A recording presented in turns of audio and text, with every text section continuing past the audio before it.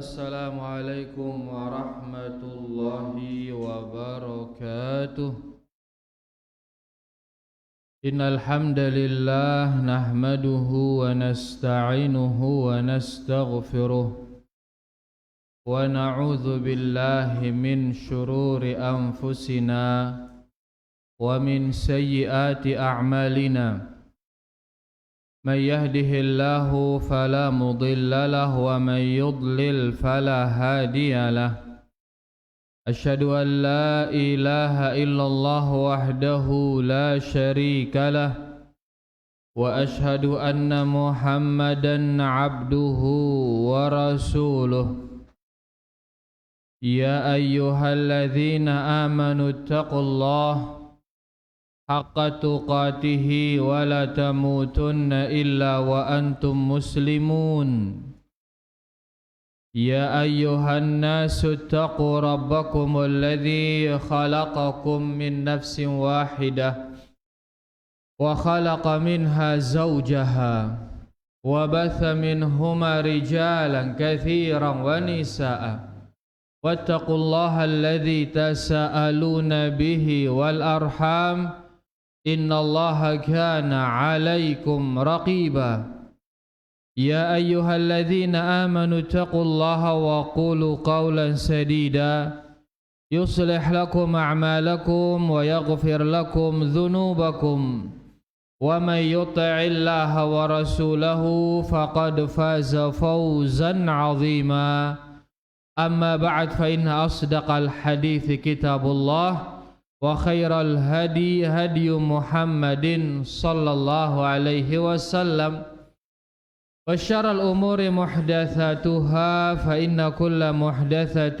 بدعة وكل بدعة ضلالة وكل ضلالة في النار. Rahimani wa rahimakumullah, bapak-bapak, ibu-ibu, para hadirin dan hadirat, semoga kita semua diberkahi dan dirahmati Allah Subhanahu wa taala.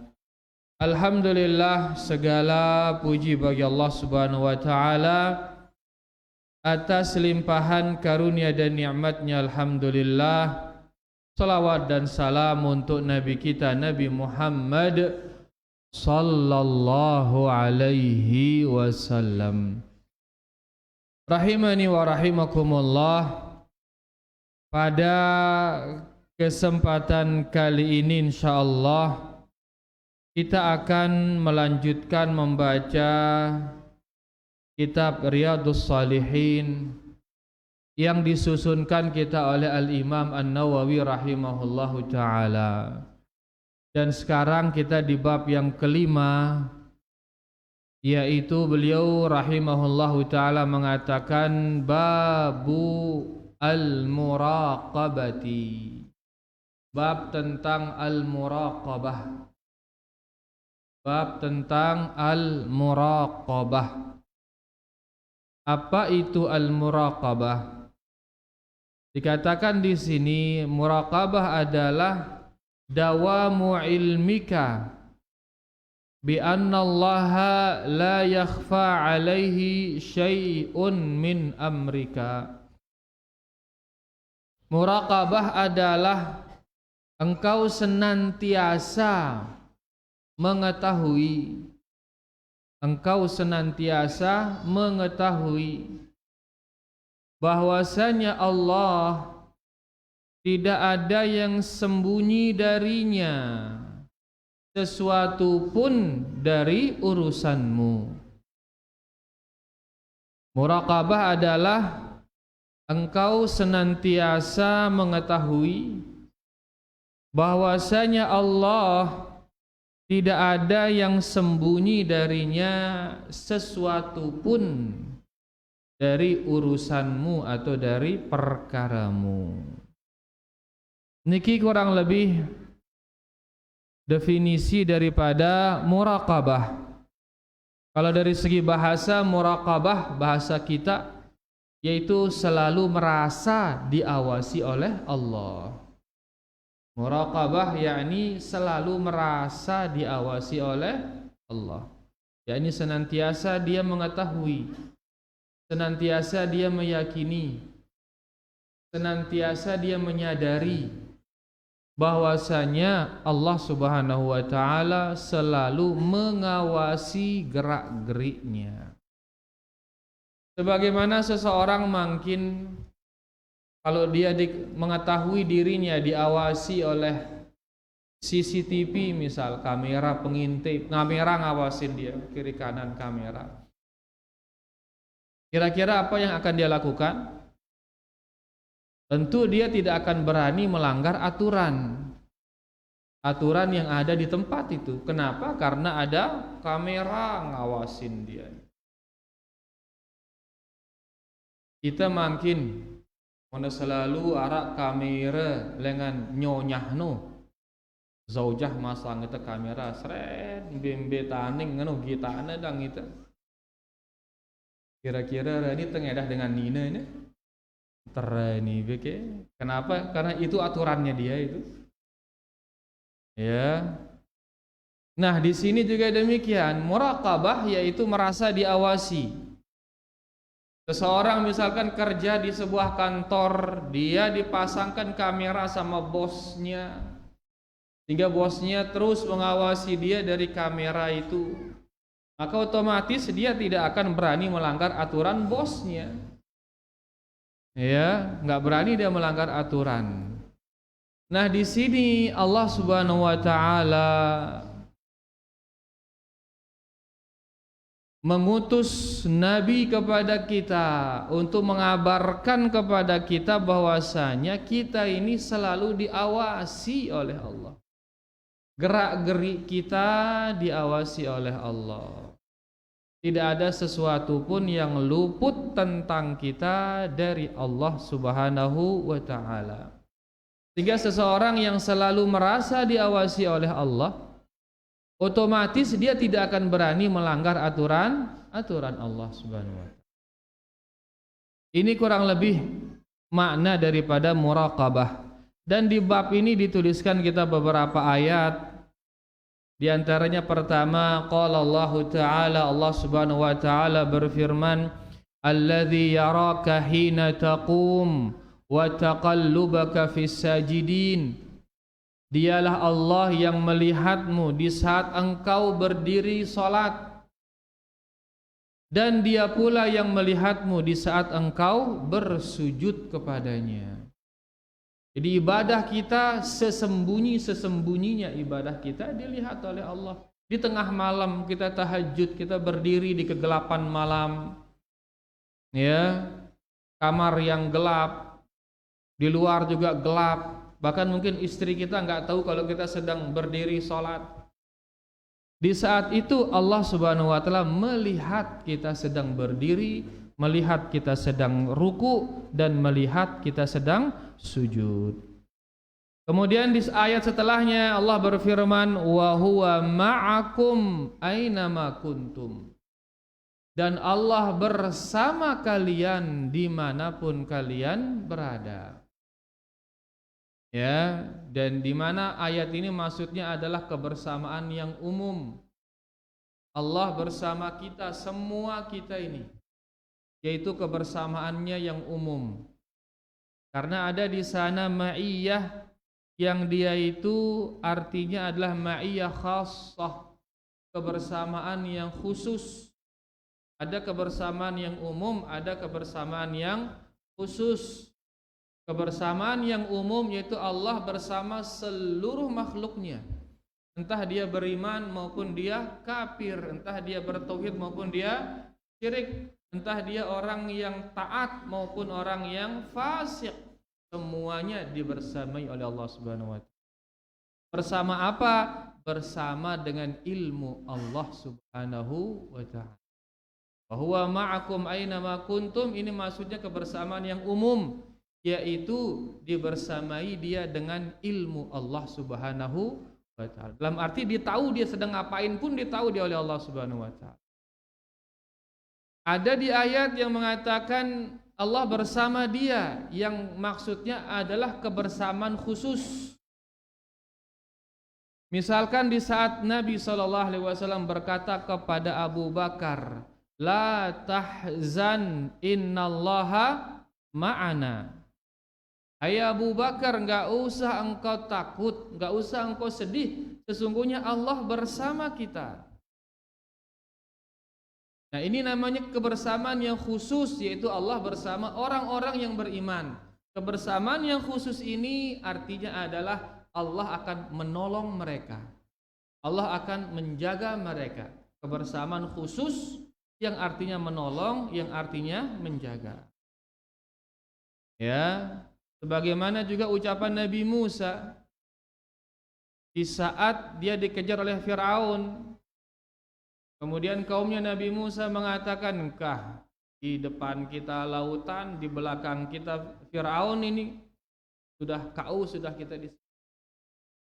Apa kata Nabi Musa? "Kalla inna ma'iya rabbi sayahdi."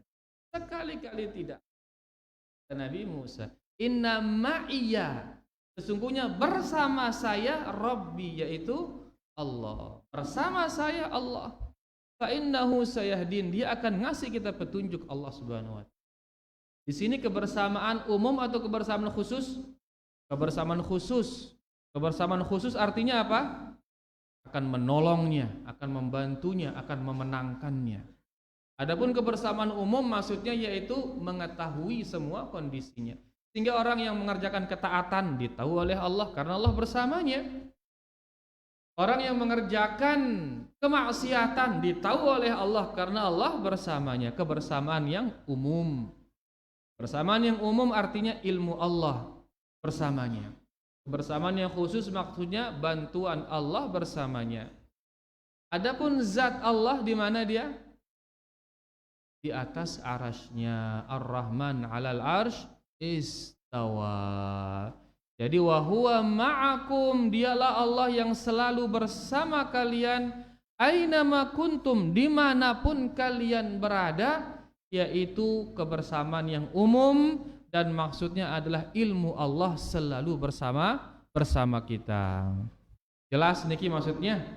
Alhamdulillah. Kemudian ayat berikutnya dituliskan kita oleh Al-Imam An-Nawawi rahimahullahu taala, innallaha la yakhfa alaihi syai'un fil ardi wala fis sama. Sesungguhnya Allah Subhanahu wa taala tidak sembunyi darinya sesuatu pun. Denara bapa nyebut dengan Allah, semuanya terlihat oleh Allah Subhanahu wa taala, dilihat dengan kadar yang sama. Dalam arti nalik luar balik, nalik dalam balik, nalik kenjelu, nalik kekelam, kebuka, tutup, semuanya terlihat seperti sama. Karena tidak ada sedikit pun yang tersembunyi dari Allah Subhanahu wa taala, entah kebaikan kita maupun keburukan kita. Kemudian ayat berikutnya Allah Subhanahu wa taala berfirman, ya'lamu kha'inatal a'yun wa ma tukhfis sudur. Allah Subhanahu wa taala mengetahui mata-mata yang khianat, dan Allah mengetahui apapun yang tersembunyi di dalam dada. Mungkin ada mata yang khianat, mata yang mencuri pandang. Nyebuk-nyebuk ya begitu. Ya. Pas sedang ngaraos kence, saya misal kence seorang laki-laki misal, dan laki-laki ini bersama istrinya misal ini kita lihat ngobrol sama suaminya, terus tatapan sama suaminya. Pas suaminya andang lain, seninakna liun teu. Ya. Liu malik sama makna malik liun teu. Jadi nyebuk-nyebuk yang ngeliu rahasian dengankah? Ya, ini namanya mata-mata yang khianat. Nyebuk-nyebuk yang kita sesuatu yang haram. Ya, yang tadinya dia ngelihat seolah-olah ngobrol sama suaminya, begitu suaminya lengah, Yunus sedina semendak seret langsung. Apa bahasa batu yang ini? Suri pandang anda kan bahasa Indonesia ini. Hah?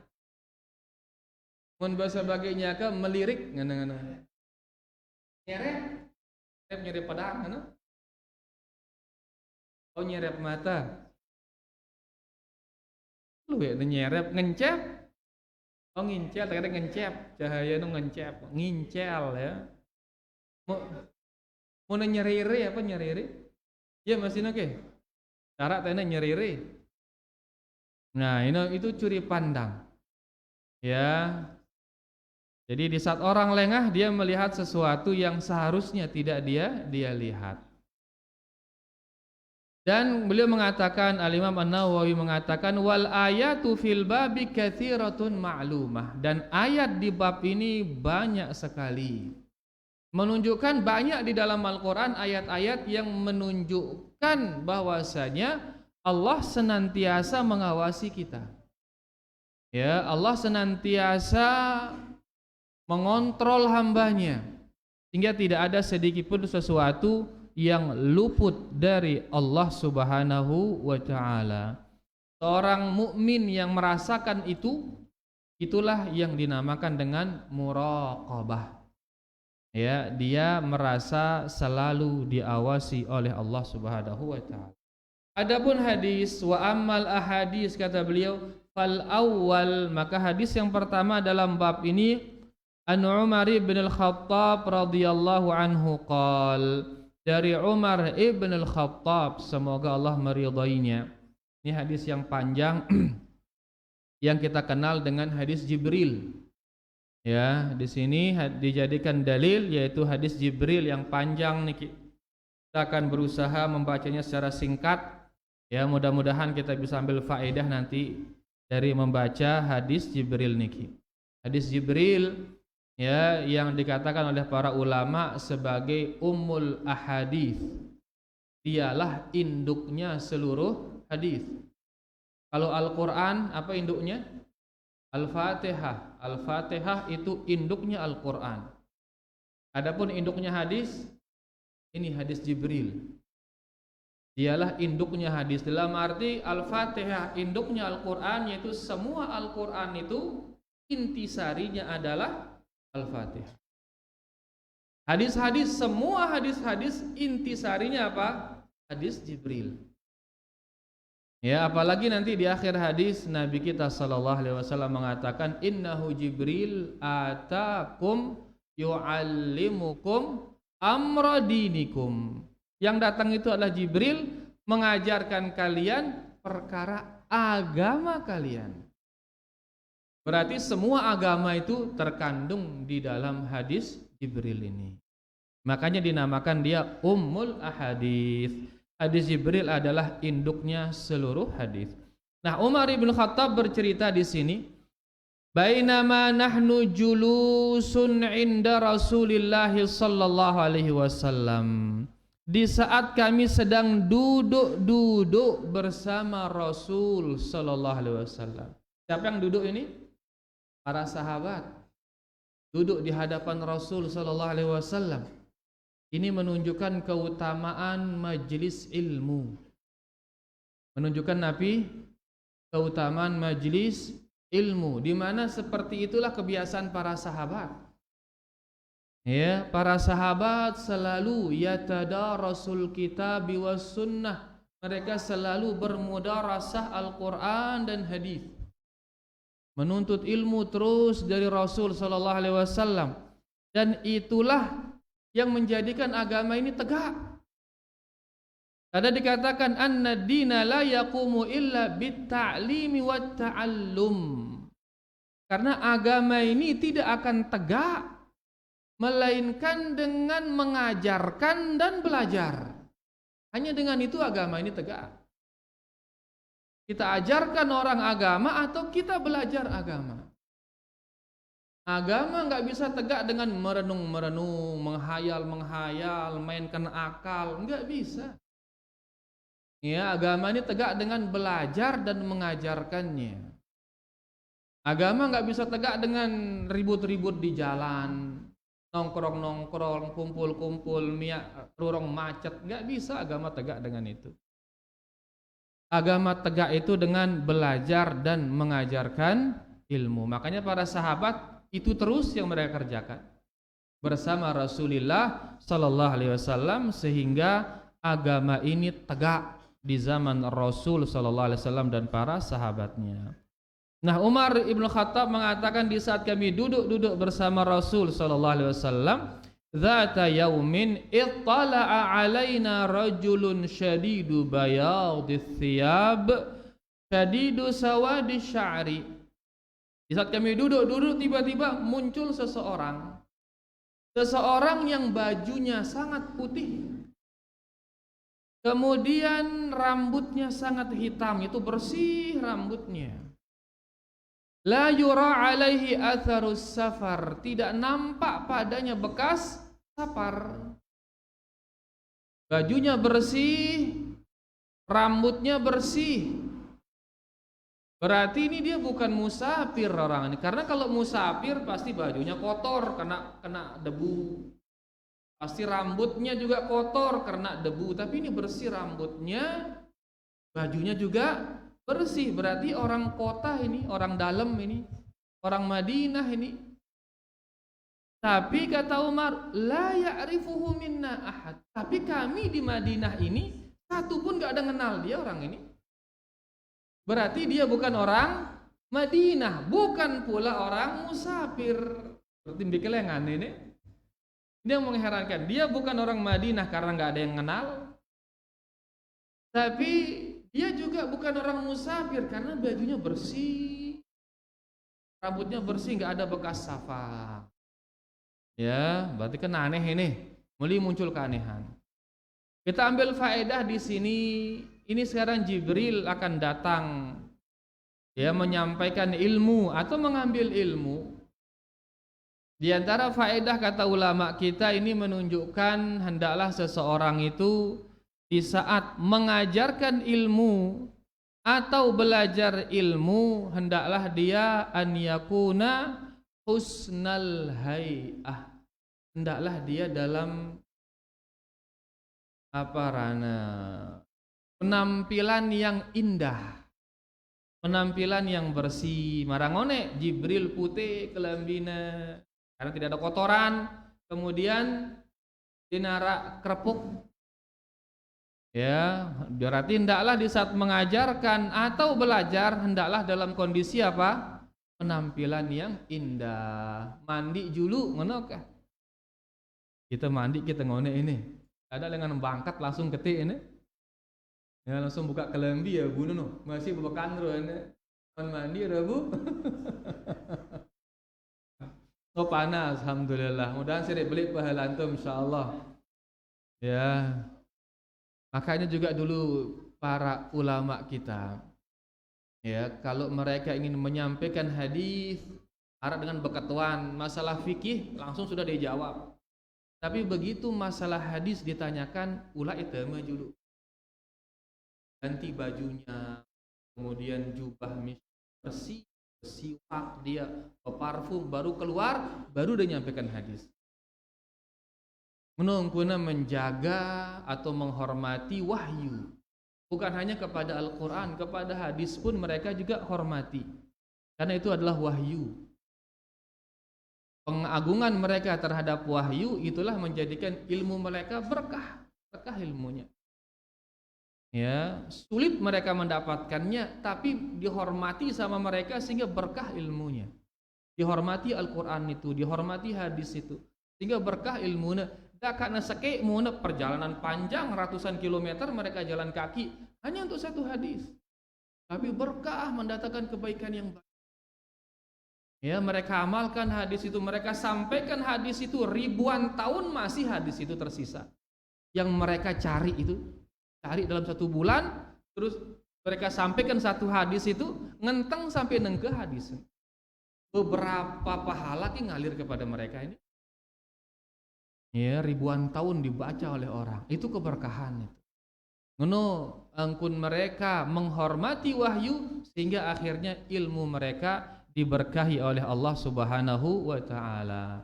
Mun mungkin itu kan mudah ilmu nanti. Mudah setel YouTube, setel Facebook kan ilmu dang isino hina. Ya. Sambil kita makan, setel YouTube kajian ustaz sambil makan. Sambil saling godiat kencing nyonya. Ya, kajian ustaz di setel, hadis dibaca terus kadang-kadang sambil singlet itu mendengar. Banyak dapat kita ilmu, tapi keberkahannya kurang. Ya, keberkahannya. Nah, di sini ya di antara faedah yang kita ambil yaitu di saat belajar atau mengajarkan ilmu hendaklah kita dalam penampilan yang indah. Kemudian hatta jalasa ilan Nabi sallallahu alaihi wasallam, sampai akhirnya dia diizinkan untuk duduk di sisi Rasulullah sallallahu alaihi wasallam. Dan ini menunjukkan ya perlunya seseorang itu minta izin kepada gurunya di saat dia ingin mendekat duduk. Ya, di saat dia ingin dekat sekali ngendeng izin. Apalagi dia harus melangkahi beberapa orang yang sudah duduk duluan. Ya, jadi dia minta izin sampai akhirnya diizinkan untuk duduk di hadapan Rasulullah sallallahu alaihi wasallam. Fa asnada rukbatayhi ila rukbatayhi wa wada'a kaffayhi ala fakhidhayhi. Kemudian Jibril menyandarkan lututnya dengan lutut Rasul sallallahu alaihi wasallam. Kemudian dia meletakkan kedua tangannya di atas pahanya. Seperti orang yang duduk tahiyat. Ya, duduk tahiyat. Ya kan kalau kita duduk tahiyat itu yang di depan kita apa? Telapak kaki atau lutut jadi depan? Lutut jadi depan. Nah, lutut dia yang di depan ini menempel dengan lututnya Rasulullah sallallahu alaihi wasallam. Dekat. Lutut ke lutut saling sandarin. Kemudian dia Jibril memegang pahanya dengan kedua tangannya. Kedua tangannya diletakkan di atas pahanya. Dikatakan oleh ulama kita, inilah cara duduk di saat menuntut ilmu. Ya, karena ini akan menjadikan kita lebih perhatian. Ya, lebih tegak badan itu, perhatian, menunjukkan kita terus mendengar apa yang diucapkan. Kemudian endah lebih segar itu mendengar daripada kita melekuk ngene kan suwe-suwe hilang itu ngene. Melekuk udah tegak, kita begini hilang insyaallah. Jenengan oke. Kumutah meleku kan ada ngadeng, mite galang itu terus. Iya. Apalagi nyandar ini. Tapi nyandar ya maklum itu sang sakit ke yang ngeruannya lelah lalu nambah. Ini kita ngomongin yang sempurna ini. Itu kadang-kadang rata-rata darah itu sempurna ini. Sempurnanya begitu duduk itu. Duduk dalam menuntut ilmu seperti yang dicontohkan oleh Jibril di saat dia duduk di hadapan Rasulullah sallallahu alaihi wasallam. Setelah duduk, dia mengatakan, "Ya Muhammad." Kaget semua. Karena memang beliau sallallahu alaihi wasallam tidak pernah dipanggil dengan namanya. Ya, beliau dipanggil dengan ya Rasulullah, ya Nabi Allah. Tapi tiba-tiba orang ini mengatakan, "Ya Muhammad." Ini dengan ya, kemudian dia mengatakan akhbirni anil Islam, kabarkan kepadaku tentang Islam. Nanya dia manggil namanya kemudian nanya. Berarti ini bukan orang dekat-dekat, orang jauh ini, kata para sahabat dalam angan-angan. Faqala Rasulullah sallallahu alaihi wasallam, maka Nabi sallallahu alaihi wasallam menjawab, al-Islamu an tashhada an la ilaha illallah wa anna Muhammadar Rasulullah wa tuqimas shalah wa tu'tiyaz zakah wa tasuma Ramadan wa tahujjal baita in istata'ta ilaihi sabila.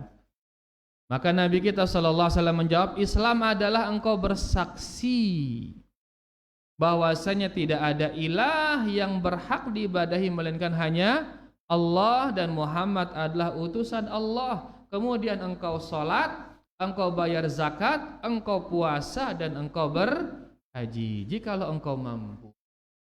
Di sini beliau sallallahu alaihi wasallam begitu ditanya tentang Islam, beliau menjawabnya dengan amalan-amalan yang nampak.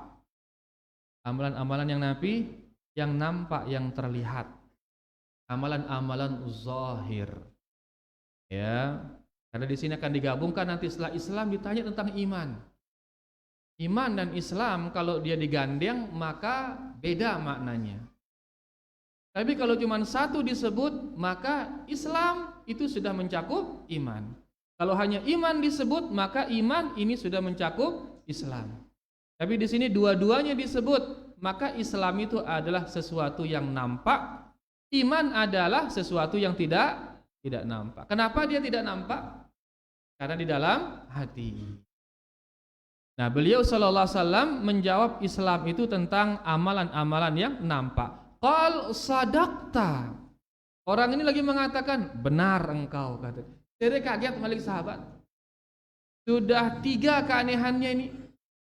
Ya, keanehan dengan dia berasal dari mana, apakah musafir atau mukim, orang nggak tahu. Ya, kemudian keanehan kedua dipanggil dengan namanya, wahai Muhammad.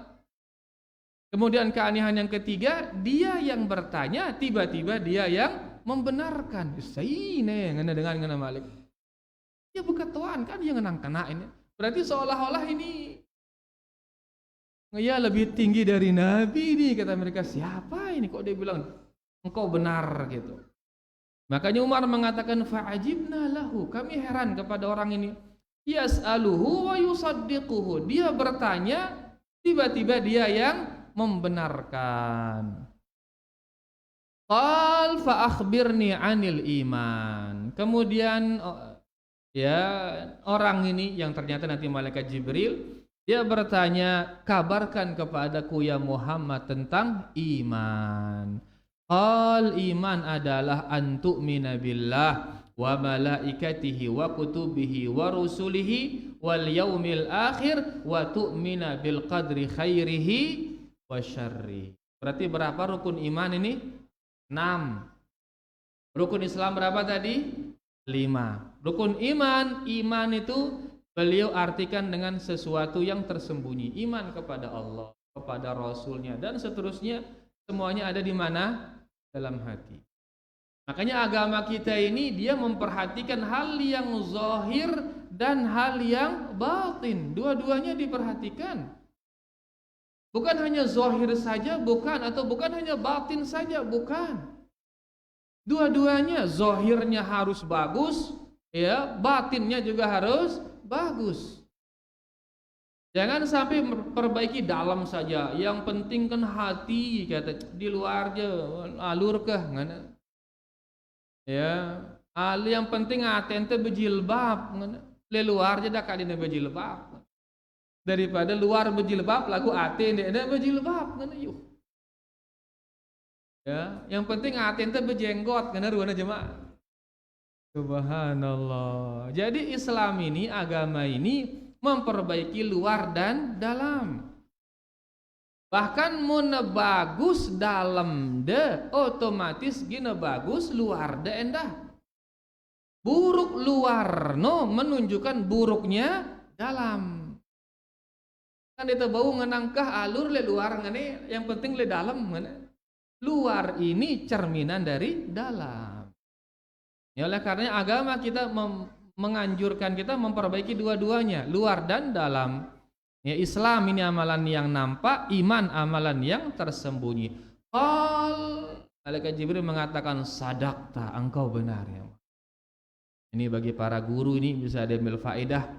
Ya, di saat muridnya benar menjawab, langsung benarkan. Ya, benar.